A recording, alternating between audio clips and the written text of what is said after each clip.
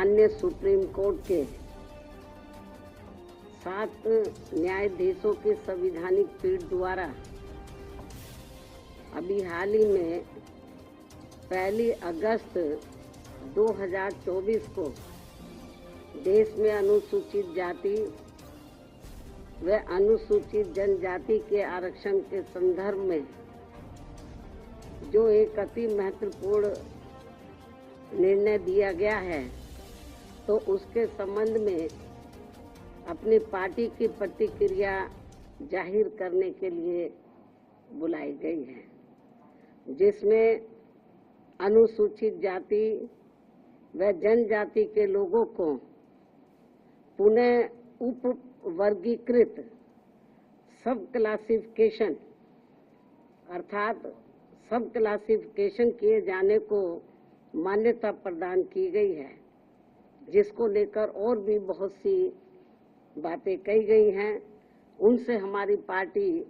कतई भी सहमत नहीं है और इस संबंध में माननीय सुप्रीम कोर्ट द्वारा दविंदर सिंह बनाम पंजाब राज्य मामले में पारित इस आदेश के अनुसार अब राज्य सरकारें अनुसूचित जाति व जनजाति की सूची के भीतर आरक्षण के लिए उप वर्गीकरण अर्थात नई सूची बना सकेंगी, जिससे फिर अनेकों समस्याएं उत्पन्न होंगी। और अब माननीय सुप्रीम कोर्ट ने अपने 1 अगस्त 2024 के इस निर्णय से 20 वर्ष पूर्व दिया गया निर्णय,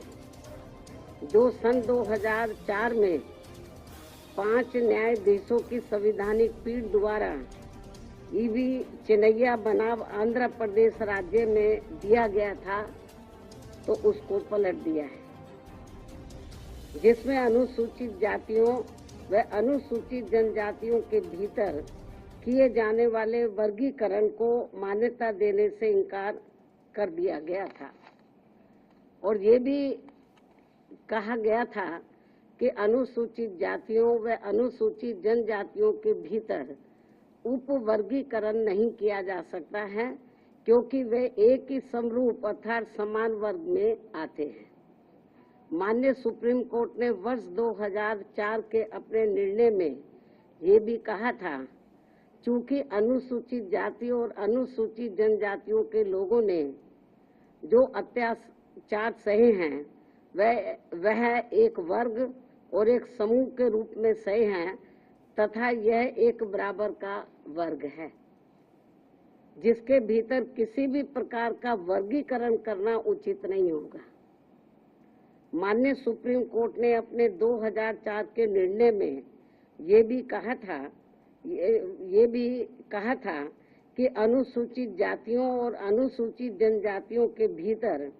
किसी भी प्रकार का उप वर्गीकरण भारतीय संविधान की मूल भावना के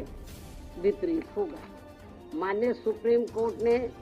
अपने वर्ष 2004 के इस निर्णय द्वारा समानता के अधिकार का उल्लंघन करने के कारण